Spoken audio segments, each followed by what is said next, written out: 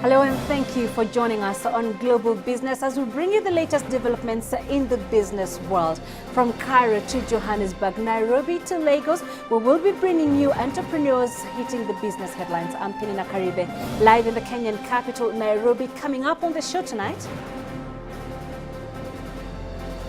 African currencies take a beating. Where can they find a safe haven? We will be live in London with the answers. 25% down and falling. Declining oil prices dim the outlook for Africa-focused oil exploration companies. And we will be live in Senegal with a look at the ongoing Africa SME Champions Forum in Dakar.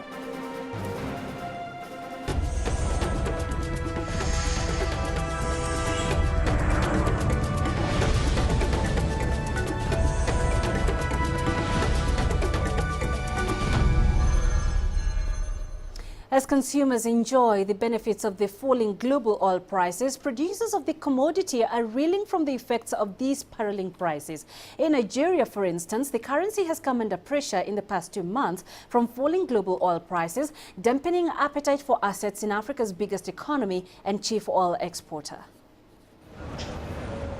A sharp drop in global oil prices has raised the twin specters of a potential currency devaluation and budget shortfalls in Nigeria, just as Africa's biggest economy gears up for a closely fought and costly presidential election in February.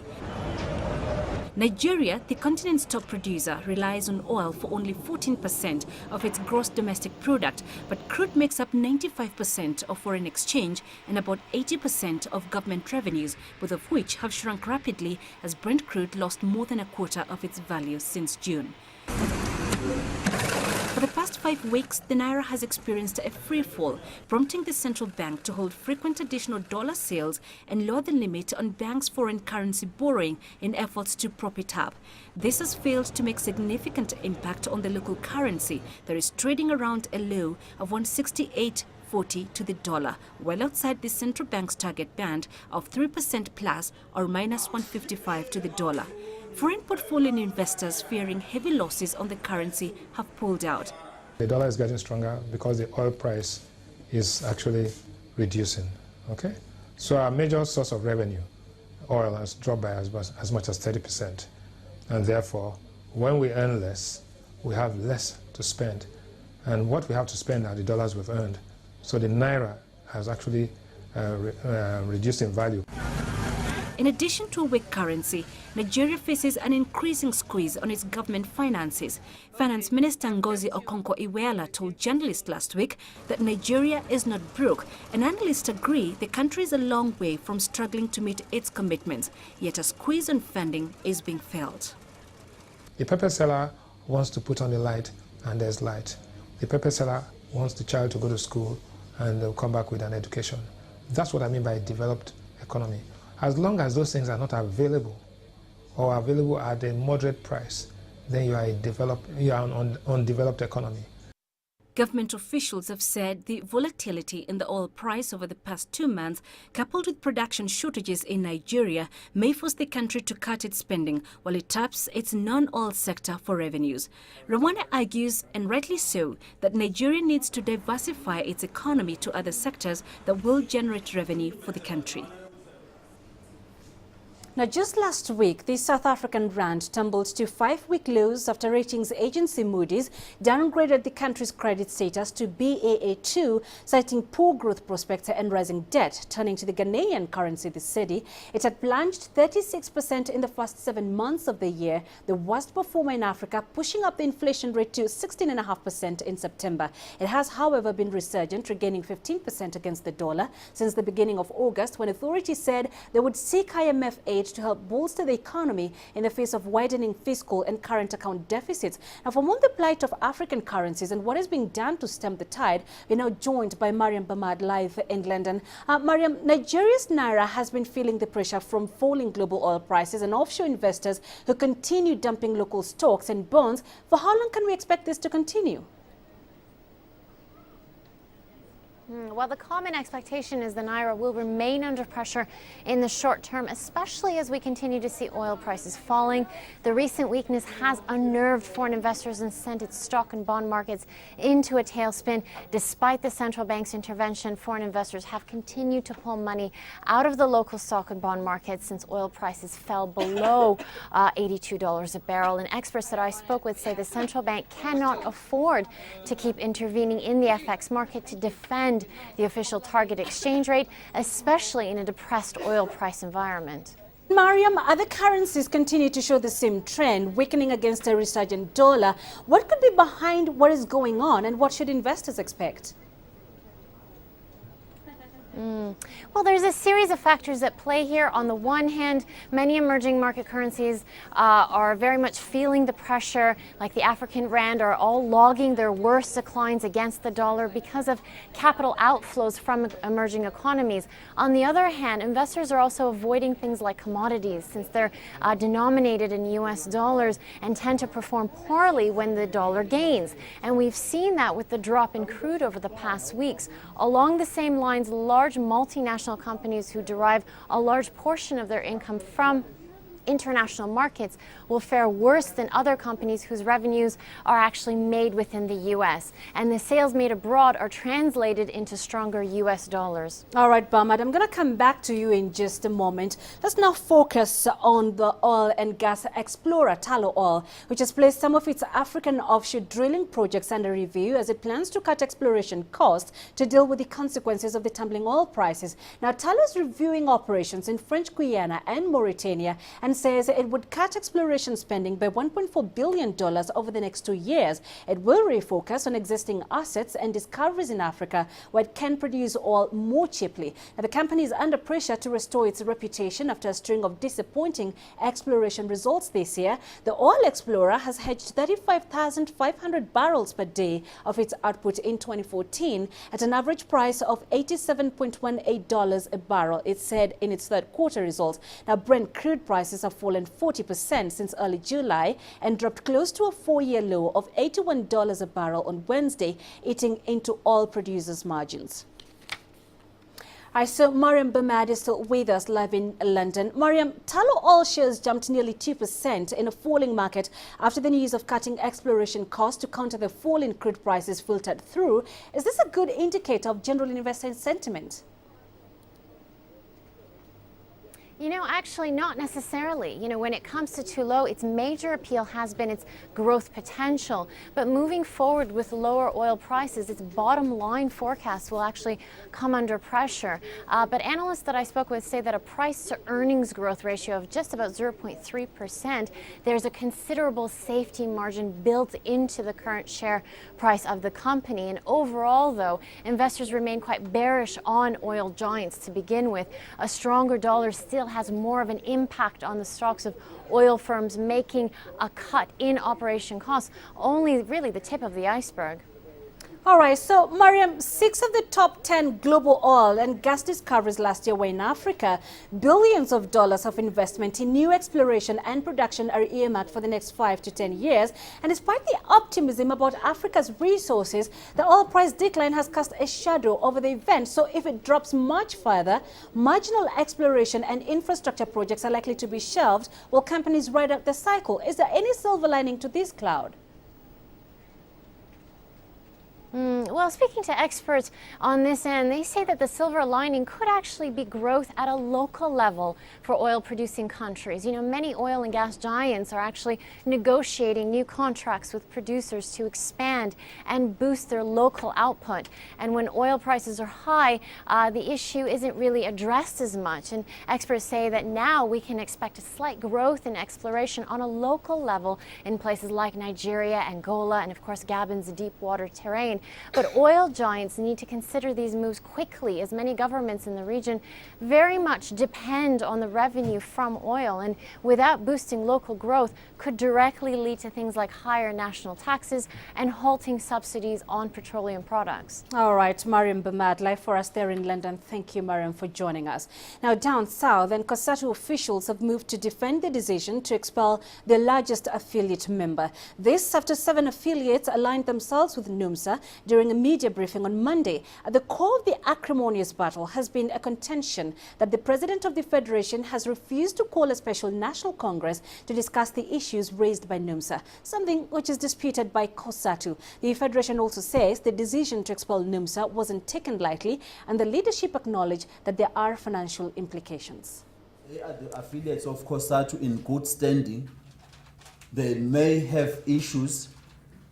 We all know, they all know, issues are debated here internally, and we call upon all of them to do exactly that. Losing what the contribution that NUMSA makes, both financially and politically, is going to be a loss. There's no doubt about that one.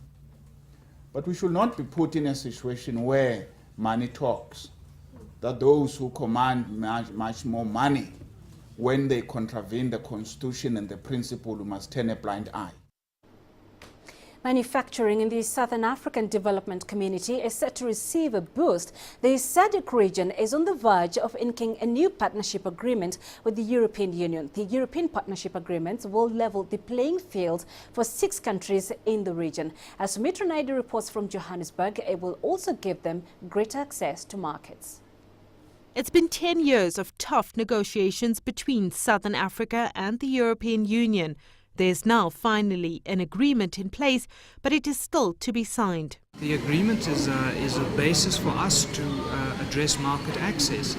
Now, and this market access essentially brings down tariffs, which means that we don't have to pay as high tariffs, and we can reduce the tariffs to zero in many instances. This new European Partnership Agreement will replace an interim deal that was signed by 6 SADC countries in 2009, which include Botswana, Mozambique, Namibia, Lesotho, Swaziland and South Africa. This will now level the playing fields in trade with Europe. We also necessarily bring our partners along, and we embed them in an agreement that will have a regional impact, both in terms of benefits and also in terms of the ability to develop regionally. It also means that from a regional perspective, we are able, through rules of origin, to accumulate production. So if certain processes are done in South Africa, certain processes are done in, let's say, Lesotho or Swaziland, we could accumulate for purposes of export to the European Union. The Southern African Development Community is the EU's largest trading EPA partner. South Africa benefits the lion's share of imports and exports to Europe. Europe is a market that tends to play quite good prices for products. Also, we have very well established transport routes to Europe, so it's a lower cost market than, say, trying to send your products into Asia and Latin America, where the transport routes are not quite so well established. With similar European partnership agreements being signed in 5 regions in Africa, there will be greater competition in trade between countries on the continent. This will mean that products will have to be of a higher standard. Those companies that export to Europe are much more likely to employ more people. They are more likely to be further up the value chain, if you like, and they are much more likely to upskill their people and to benefit from transfer of technology. Until now, trade between Europe and Africa has been dominated by mining and manufacturing. But now there's a demand for more processed agricultural products. The new partnership agreement will include development assistance for the 6 SADC countries. This will help to strengthen their efficiencies in meeting European demand. However, they will have to invest more in their infrastructure and improve their competitiveness in order to stave off stiff competition from the Middle East and Asia. Sumitra Naidu, CCTV, Johannesburg. All right, so let's have a quick look at the markets now. And all the main bourses that we track ended in the green, except for the AGX, which dipped by about 1.5%.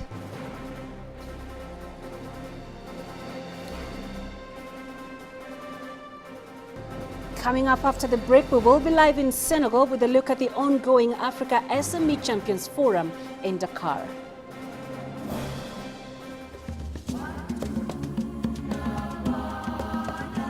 This report by the African Green Revolution Alliance says climate change will slash food output. Within the next 30 years, the number of malnourished people in sub-Saharan Africa could jump nearly 40%.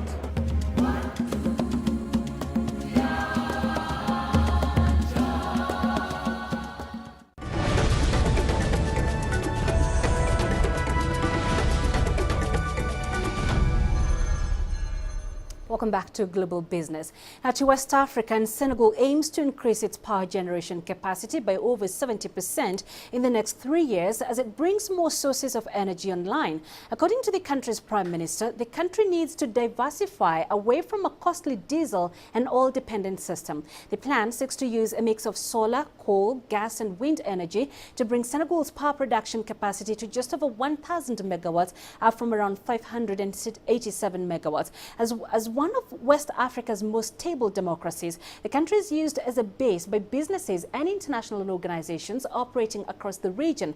But electricity is expensive and there are frequent power cuts. The government aims to complete a 125 megawatts coal-fired power station at Sendou by 2016. A second plant with a capacity of 250 megawatts will be completed in the next year.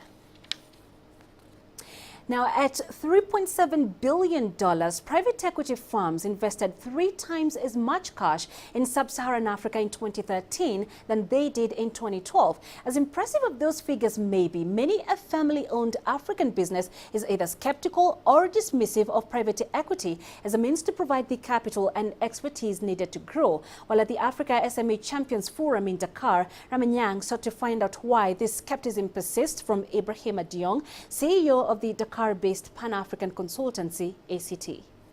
I was saying, look, before we actually bring in the capital, let's sit down and understand your vision. Let's sit down and understand your values. Let's sit down and understand where you come from, your history. What made you to be the businessman you are today? If you get to the point that the outcome of the exercise, that you need additional capital, 30 million, 20 million to basically finance your expansion, your development, then our capital makes a lot of sense because it's backed by a business plan, a bankable project, an initiative. So we can all make some return and you can actually finance your project. I think ultimately the big question is what should be the relationship between the private equity funds and the growing African SMEs that need capital but also need something else. Well, let's now take a look at the commodities that we track for you here on Global Biz.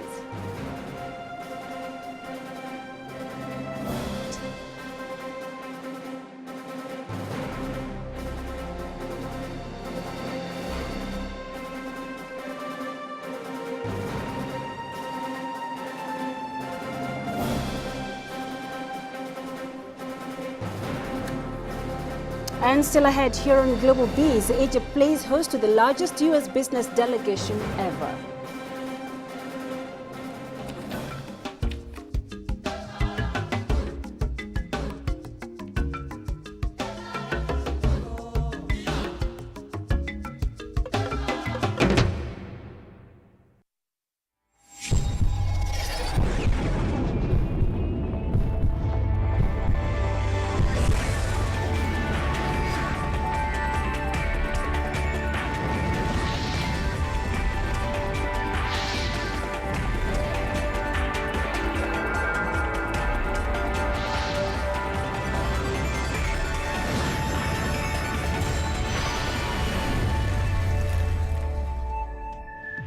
BizAsia. Asia means business.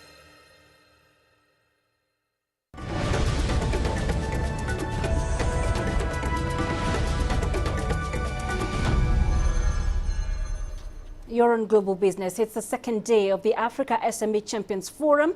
Ramanyang has been in Dakar and is keeping an eye on events as they unfold. Rama, it was a nice day to discuss SME funding and the inherent risk in supporting fledgling businesses. What did the experts say?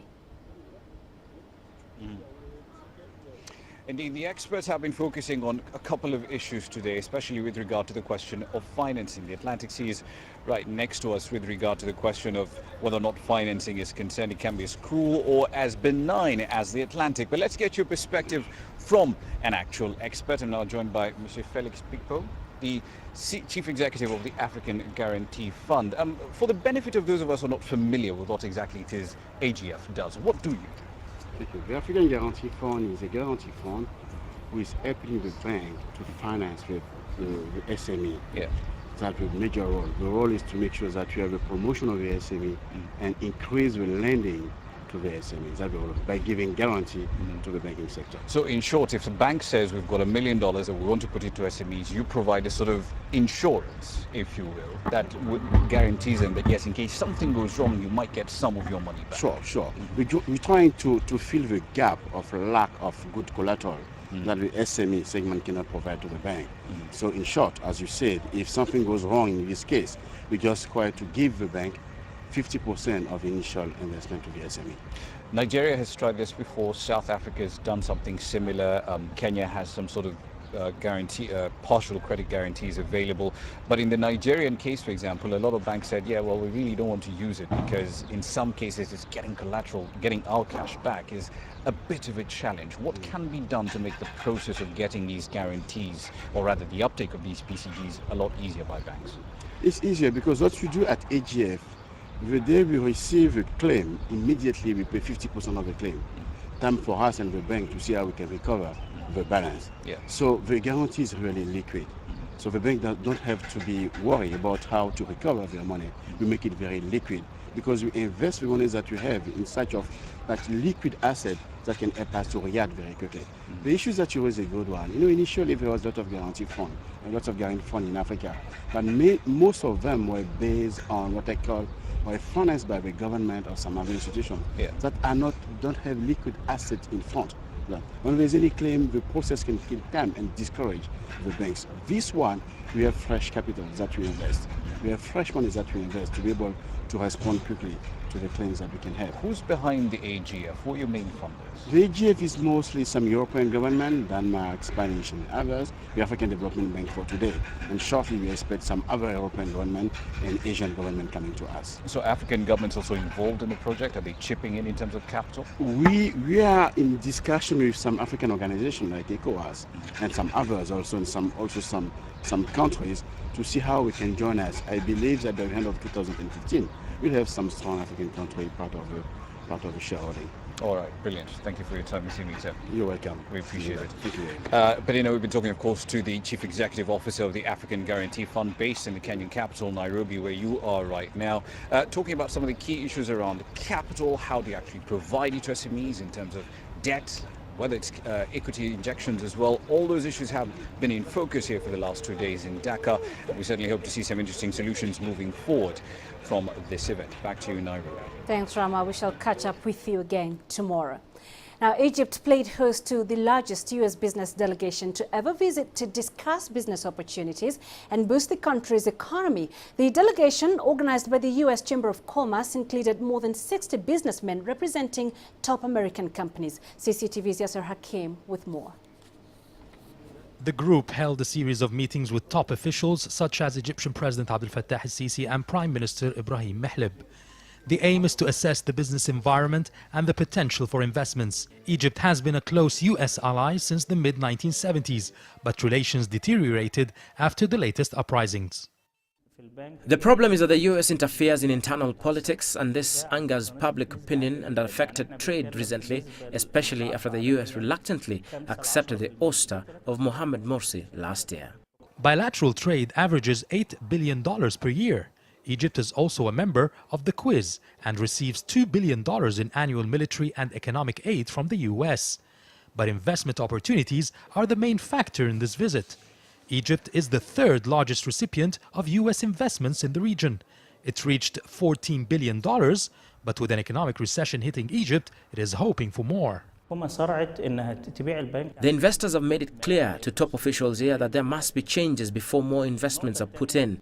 Importantly also to beef up security to safeguard the projects and new investment laws to scrap the crippling bureaucracy. The U.S. showed special interest to invest in the new Suez Canal and renewable energy, especially the solar energy projects. Though it's the biggest delegation for years, this was more of a fact-finding mission.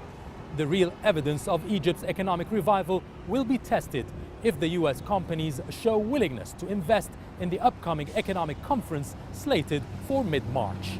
Yasser Hakim for CCTV, Cairo. And Yasser Hakim now joins us live from Cairo. Yasser, what particular areas of focus may the delegation have made inroads into?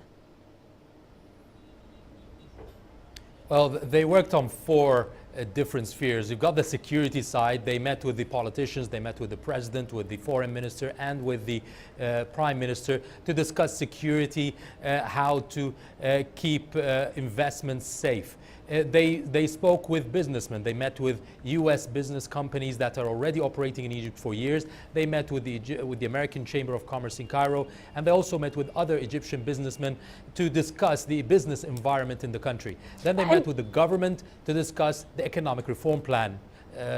So it was basically all together. Right, so the Egyptian economy, Yasser, hasn't been particularly stable in the recent past. What does the American visiting delegation interest say about long-term prospects? Well, the long-term prospect is the good thing, because they see there's a lot of potential in Egypt. You've got an infrastructure ready for investments. You've got a growing population, high consumption, access to Africa and to the Gulf area. You've got also a lot of business opportunities, especially with the Suez Canal. So they see the long term is fine, as long as on the short term, problems like a new parliament, new laws, new legislation and investment-friendly laws to be put into place first before they start attacking the Egyptian market. And finally, Yasser, the government did not allow foreigners to invest in the Suez Canal certificates. Might interest from the Americans help in changing that? No, Egypt has predominantly confirmed that only Egyptians will be allowed to own certificates, but foreign companies and foreigners will be allowed to run projects on the Suez Canal, around the Suez Canal. There will be tourist cities, there will be free trade zones, there will be industrial areas, there will be 2 airports. All these projects can be done by the private sector. And the American delegation said they're willing to work in the Suez Canal, they're willing to work on renewable energy projects and also on the infrastructure side. But the certificates themselves are only owned by Egyptians. All right, Yasser Hakim, live for us there in Cairo. Thanks, Yasser, for joining us. Well, let's take a look now at the currencies that we track for you here on Global Biz.